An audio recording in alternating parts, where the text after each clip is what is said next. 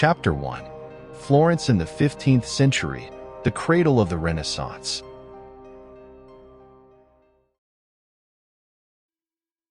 Sandro Botticelli, an artist whose very name echoes through the halls of art history as one of the greatest masters of the Italian Renaissance. Yet, behind the legendary status lies an enigmatic figure whose life and creative vision continue to intrigue and inspire. Today, we step into Botticelli's world, exploring not only his birth and early education, but also the powerful influences that ignited his artistic genius.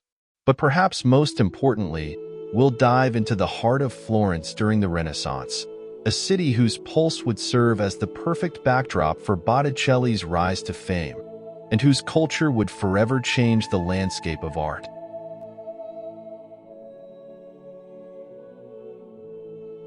Florence in the 15th century was a city in the midst of a revolution, politically, socially, and culturally. A bustling republic rich in trade and commerce, it wasn't just a city. It was a symbol of intellectual and artistic rebirth. In this city, thinkers, philosophers, poets, and artists from all corners of the world converged, creating the ideal environment for Botticelli's talent to flourish. At the center of this transformation were the Medici, Florence's most powerful family. Led by the visionary Cosimo de' Medici, the Medici's immense wealth, derived from banking, gave them the means to shape the city in ways no one could have imagined. But their influence wasn't confined to finance. The Medici family used their wealth to become the ultimate patrons of the arts, funding not only grand buildings and sculptures, but also nurturing the intellectual and artistic revolution that would define the Renaissance. Cosimo de' Medici's reach extended far beyond his bank accounts. His influence shaped Florence's political and religious life, ensuring the city's name would be forever linked to the flourishing of art. In this dynamic environment, Botticelli's natural talent was given wings. The Medici family's patronage played a pivotal role in his early success, providing him with the freedom to experiment, grow, and refine his craft. But it wasn't just the financial backing that mattered. It was the close ties Botticelli formed with the Medici court. His early works, heavily influenced by the Medici's interests in classical mythology and religious themes, would set the stage for the masterpieces he would later produce. Florence's political shifts, religious transformations, and its unyielding passion for artistic achievement in the late 15th century would not only shape Botticelli's artistic direction, but also infuse his works with a depth and complexity that resonated far beyond his time.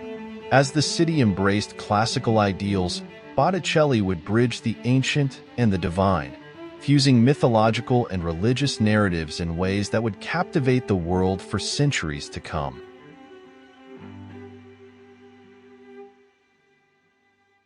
Chapter 2. From Birth to Brushstrokes, the Early Life of an Artist. Sandro Botticelli was born around 1445 in the heart of Florence, Italy.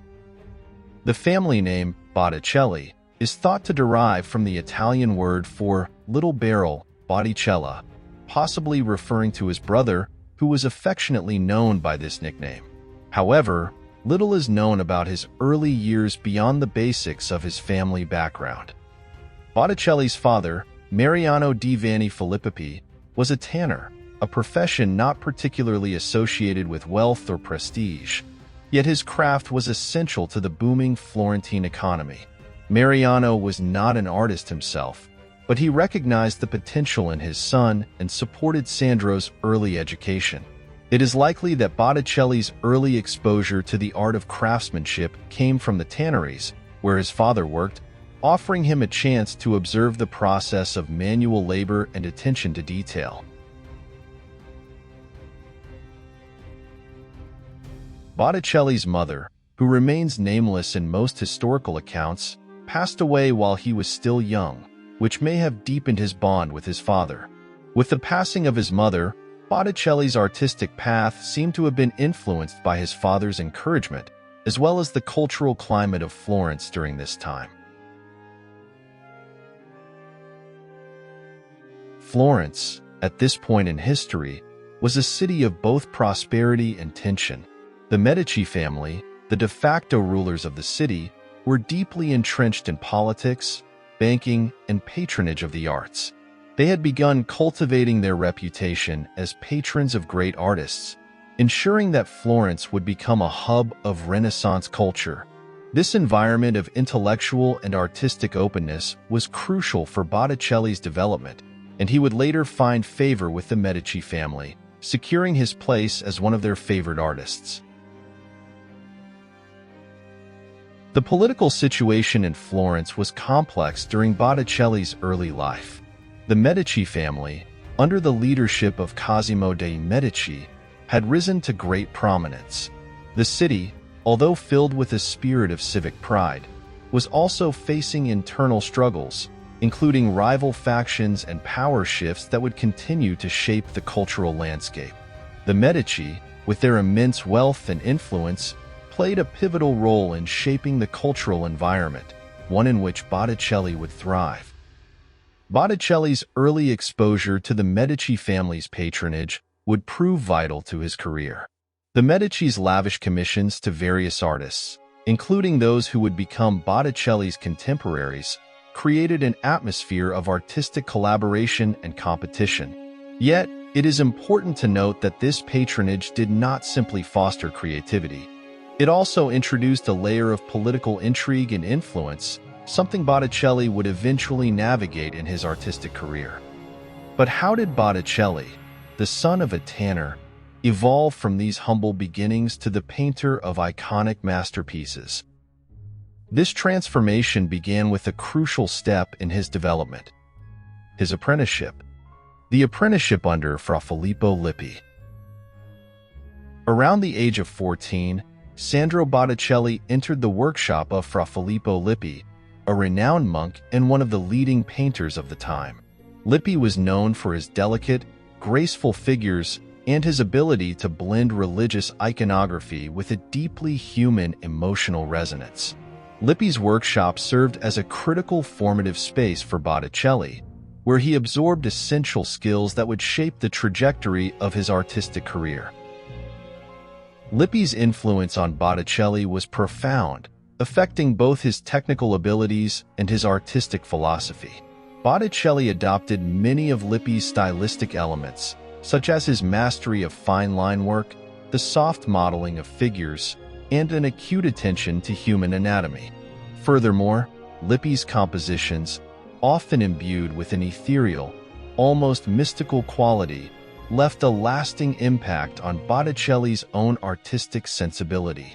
The ability to infuse religious subjects with subtle human emotions, a hallmark of Lippi's style, would become a defining feature of Botticelli's later works. During his time under Filippo Lippi, Botticelli began to produce his own pieces, developing the delicate yet expressive style that would define his later masterpieces. One of his earliest surviving works, Fortitude, circa 1469 to 1470, marks a key step in his artistic career. This painting, part of a series depicting the seven virtues, already reveals Botticelli's emerging talent for balancing idealized beauty with emotional depth. Fortitude is a striking example of Botticelli's early mastery of composition, detail, and expression. The painting portrays a regal female figure seated on an ornate throne, embodying the virtue of strength and resilience. Clad in flowing robes with a golden breastplate, she exudes both grace and authority, her poised demeanor suggesting inner fortitude rather than brute force. What makes Fortitude remarkable is Botticelli's ability to merge classical influences with his signature elegance. The delicate contours of the figure's face, the intricate folds of her clothing, and the harmonious balance of colors showcase his growing technical expertise. At the same time, the figure's soft yet piercing gaze conveys a depth of emotion that transcends mere symbolism, infusing the painting with a profound sense of humanity and introspection. This work stands as a testament to Botticelli's early fascination with classical themes, refined aesthetics, and the human form, elements that would later define his masterpieces like Primavera and The Birth of Venus. Even in this early piece, we can see the foundations of a style that would make Botticelli one of the most celebrated artists of the Renaissance. While Botticelli's work was initially rooted in religious themes, his exposure to the Medici's interest in mythology opened up new avenues for him. Works like the Primavera and The Birth of Venus would come to define Botticelli's reputation as a master of allegorical and mythological art. Yet, it is important to recognize that Botticelli's early works laid the foundation for this later success. As Botticelli moved from his apprenticeship into his independent career, the influences of early Renaissance art and the cultural climate of Florence became evident. Florence during this time was brimming with talent, and Botticelli's work was deeply shaped by this competitive and vibrant atmosphere. Florence was home to a diverse group of artists, each with their unique approaches to art. Some, like Donatello, were masters of sculpture, while others, like Fra Angelico, worked in frescoes. Botticelli was particularly influenced by artists who balanced the religious and the classical, such as the renowned painter and architect Filippo Brunelleschi, whose architectural forms inspired Botticelli's use of space. Similarly, he drew inspiration from painters like Domenico Ghirlandaio and Andrea del Verrocchio, each of whom emphasized the human figure with great anatomical accuracy. But perhaps the most significant influence on Botticelli was the Medici family, whose vast wealth and cultural ambitions allowed them to become some of the greatest patrons of Renaissance art. Cosimo de' Medici and his son, Lorenzo de' Medici, also known as Lorenzo the Magnificent, were essential figures in Botticelli's career. Their patronage not only gave Botticelli access to commissions and resources, but also brought him into close contact with other important artists and intellectuals of the time. Lorenzo de' Medici was particularly influential in shaping Botticelli's artistic path. He was not just a patron, but a Renaissance man who valued literature, philosophy, and the arts. Lorenzo hosted intellectual salons that brought together poets, philosophers, and artists, and Botticelli attended these gatherings, where he met key humanist thinkers like Marsilio Ficino and Giovanni Pico della Mirandola. The Medici family's intellectual circle exposed Botticelli to the ideals of Neoplatonism, a philosophical movement that sought to reconcile classical Greek philosophy with Christian thought. These interactions with the Medici family and the intellectuals around them would have deeply influenced Botticelli's approach to painting. The Medici's passion for classical antiquity, mythological themes, and the human form became central themes in Botticelli's art, and his works, especially later in his career, exemplified the Renaissance ideal of blending beauty, nature, and spirituality. Chapter 3: Masterpieces of Eternal Beauty, exploring Botticelli's iconic works. The Annunciation, 1472. Botticelli's early religious works reflect his training under Fra Filippo Lippi and his initial forays into the world of religious iconography. The Annunciation is one such work, capturing the pivotal moment when the Archangel Gabriel delivers the divine message to the Virgin Mary that she will conceive the Son of God. In this work, the figures are idealized and graceful, and there is a gentle calm that pervades the entire scene. Gabriel is depicted in flowing, delicate robes, his wings spread in elegant arcs, symbolizing his divine nature. The Virgin Mary is seated, her hands clasped in quiet contemplation. The simplicity and stillness of her pose emphasize purity and devotion. The choice of space is also significant. Botticelli sets this divine encounter in a classical-style portico, suggesting that the sacred event occurs within a humanized, yet otherworldly, space. The use of architecture in the background adds a layer of naturalism, grounding the celestial event within a more earthly reality, a stylistic choice Botticelli would continue to explore throughout his career. The color palette, especially the use of soft golds and blues, reinforces the sacred nature of the event. The subtle use of color in Gabriel's wings and the folds of Mary's blue robe draws the viewer's attention to the figures themselves, offering a quiet, almost serene atmosphere of spiritual devotion. Though this painting is not as widely recognized as some of Botticelli's later works, it marks an important starting point, showcasing his early mastery of human emotion, his nuanced color handling, and his ability to represent figures with a sense of grace and dignity. The Adoration of the Magi, 1475. The Adoration of the Magi is a more complex and ambitious work in Botticelli's early career. Commissioned by the Medici family, this piece showcases Botticelli's relationship with the powerful patrons of Florence, the Medici, and the growing prominence of secular themes in his art. The work portrays the three kings presenting gifts to the infant Christ, but the scene is also notable for its inclusion of various contemporary figures, including the Medici family members themselves. Lorenzo dei Medici is often identified as one of the Magi, while Giuliano appears as another. This subtle, almost intimate connection between the Medici and the holy event is a deliberate choice, blending the divine with the worldly.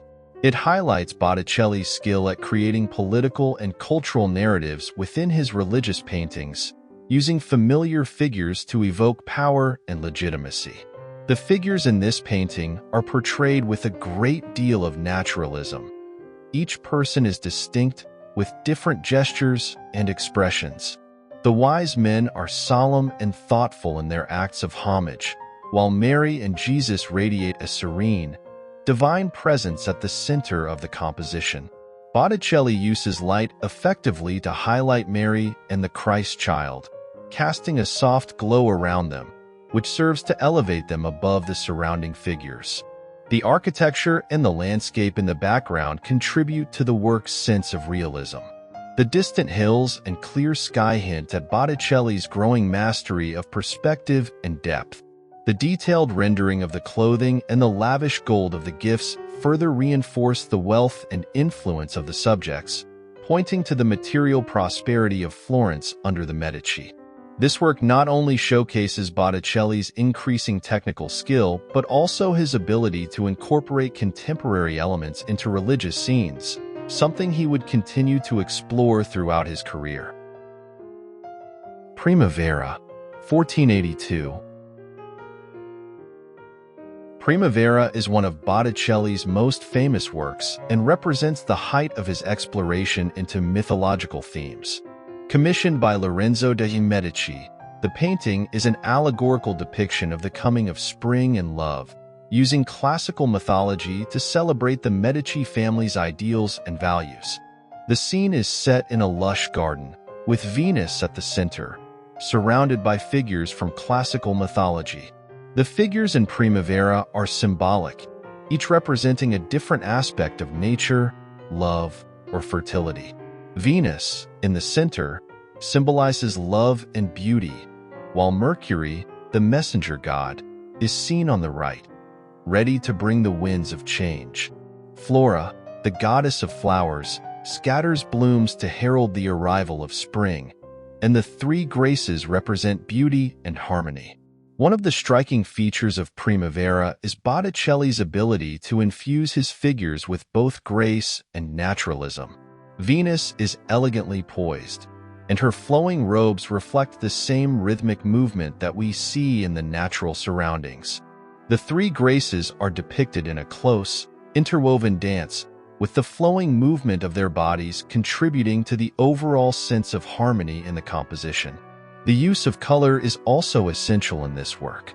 The soft greens and blues of the garden, combined with the bright whites, reds, and golds of the figures' clothing, create a rich and vibrant palette that emphasizes the renewal of life and the celebration of beauty. The overall tone of the work is light, airy, and ethereal, echoing the themes of love, fertility, and the natural world. Botticelli's attention to detail in the natural world, flowers, trees, and the delicate figures, demonstrates his deep engagement with the humanist ideals of the Renaissance, which celebrated classical knowledge and the natural world. In this work, Botticelli's precise use of line and color reflects his ability to merge classical themes with Renaissance ideas of beauty, proportion, and harmony. Botticelli's artistic innovations in Primavera include his pioneering use of perspective, light, and fluidity in the figures. The figures in Primavera are rendered with a sense of motion and grace, their delicate poses and flowing garments creating a sense of rhythm and life.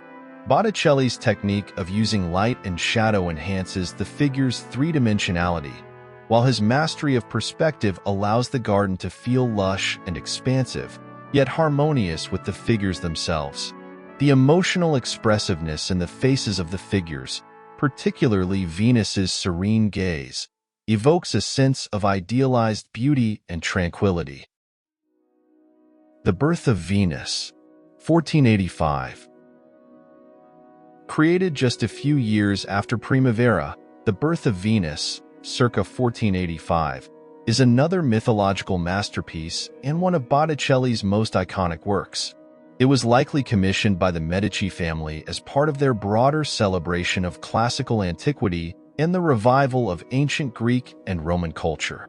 The painting depicts the birth of Venus, the goddess of love, emerging from the sea on a giant shell. Botticelli's Venus is ethereal, with long, flowing hair and a delicate, almost impossibly perfect form. The winds, Zephyrus and Aura, blow her toward the shore, while a nymph waits to clothe her. One of the most remarkable aspects of this painting is the way Botticelli captures the fluidity and movement of the figures. Venus is depicted in an almost weightless state, as if she is being borne by the winds themselves. The soft, pastel color palette, blues, pinks, and whites, creates an otherworldly, serene atmosphere that speaks to Venus's divine beauty and purity. The shell, which Venus stands upon, is an important symbol of both her birth and her connection to the sea, symbolizing fertility and the cyclical nature of life. The wind gods, Zephyrus and Aura, reinforce the idea of love as a natural force, a powerful element that can shape human lives and destiny.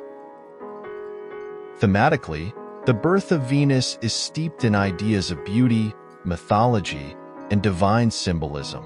Venus represents both physical beauty and divine love, echoing classical antiquity's celebration of idealized beauty. The mythological narrative connects to Renaissance humanism, where myth was revived to reflect the cultural values of the time, particularly the pursuit of knowledge, beauty, and the divine. During Botticelli's lifetime, the painting was likely celebrated for its innovative approach, blending mythology with the emerging Renaissance values of classical antiquity. In modern interpretations, The Birth of Venus continues to captivate audiences with its symbolic depth and timeless beauty, symbolizing the rebirth of beauty, both physical and spiritual, within the context of the Renaissance.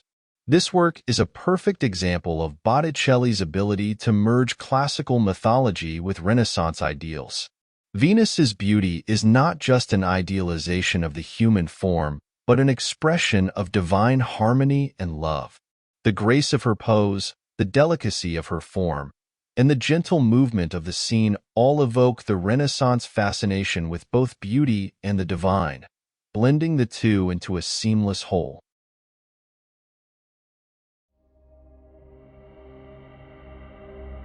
The Mystical Nativity, 1500. The Mystical Nativity marks a dramatic shift in Botticelli's artistic approach, reflecting the changing cultural and spiritual atmosphere of the late 15th century. Created during a time of personal and religious upheaval, this painting offers a highly detailed, symbolic interpretation of the nativity scene. Unlike Botticelli's earlier works, which focused on idealized beauty and harmony, the mystical nativity is filled with dramatic tension and raw emotion. The Holy Family is surrounded by a host of angels, but rather than offering a serene, peaceful atmosphere, the scene is full of dynamic movement and dramatic contrasts of light and dark. Demons lurk in the background, suggesting the spiritual struggles of the time. This work reflects Botticelli's later embrace of a more somber, introspective style, influenced in part by the rise of religious fervor in Florence and the sermons of Savonarola. One of the most striking features of the painting is its depiction of the contrast between the divine and the demonic. While the nativity itself remains the central theme, Botticelli inserts two dark figures, demons, into the composition, which could symbolize the idea of evil being vanquished by the birth of Christ. The surrounding angels, in contrast, are caught in a flurry of motion, their faces tense with passion and their wings spread wide, invoking a sense of urgency and divine intervention. The lighting in the scene is stark, with sharp contrast between light and shadow, enhancing the dramatic impact. The use of color in the painting is equally intense, with rich reds and vibrant blues creating an atmosphere of both divine mystery and foreboding tension. The viewer's attention is drawn not only to the holy figures but also to the dark, almost otherworldly forces present in the background. This unusual intensity and the overt references to both spirituality and evil are reflective of Botticelli's internal conflict, particularly in light of his involvement in the religious transformations of Florence. In this work, the artist's personal spirituality seems to be in dialogue with the larger social forces that shaped the city's cultural landscape, and it shows a distinct shift from the more idealized portrayals of the human form that dominated his earlier works.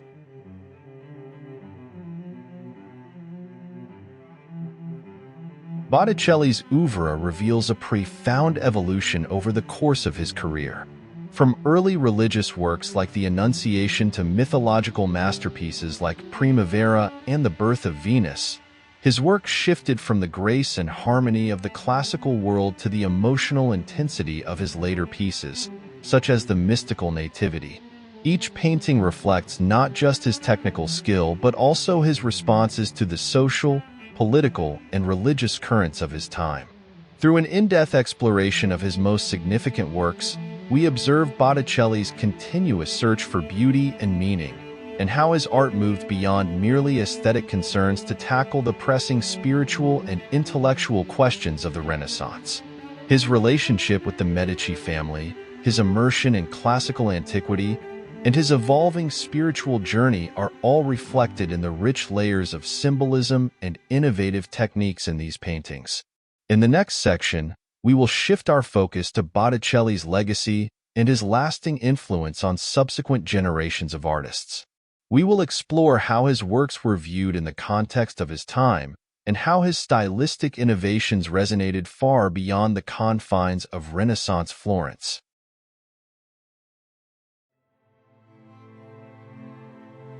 Chapter 4. The Legacy of a Visionary. Botticelli's lasting impact on art and generations to come. Botticelli's role in the Renaissance. Sandro Botticelli's role within the Renaissance movement is pivotal. As one of the most celebrated artists of the Florentine tradition, Botticelli played a crucial role in shaping the visual language of the era. Florence, during the 15th century, was the heart of the Renaissance, a time when classical antiquity was being rediscovered and fused with modern ideals of humanism. Botticelli's ability to combine the elegance and beauty of classical mythology with Renaissance values made him a central figure in this cultural revival.